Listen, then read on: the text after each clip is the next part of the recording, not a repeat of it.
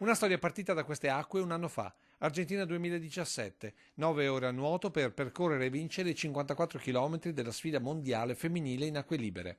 La protagonista è la giovane trevigiana Barbara Pozzovondi, Maserata sul Piave, e quella volta la favola nella favola consisteva nel supporto che tutto il paese aveva dato alla giovane, finanziando con una colletta la sua partecipazione alla gara dall'altra parte del mondo.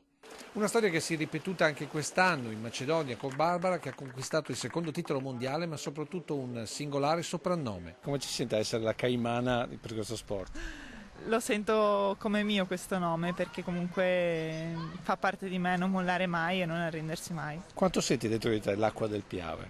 Ma sicuramente tanto, anche perché comunque dove sono nata io e dove andavo sempre da bambina. E sia Macerata dove è nata che Treviso dove si è formata, a 23 anni la caimana del Piave è stata festeggiata come atleta ma anche come esempio per le giovani generazioni. È un esempio per i nostri ragazzi perché sei campionessa mondiale ma sei sempre la semplice Barbara, la vicina di casa semplice con cui ti puoi rapportare, con cui i ragazzi si possono confrontare, come è stato detto qua. Lo sport è una passione, lo si condivide con gli altri, lo si diffonde, ma non ci si deve mai montare la testa. E lei ai suoi coetanei, in particolare ai giovani del tuffo ai Buranelli, lancia un messaggio semplice quanto fondamentale. Devono cercare un obiettivo nella loro vita e cercare di raggiungere qualcosa.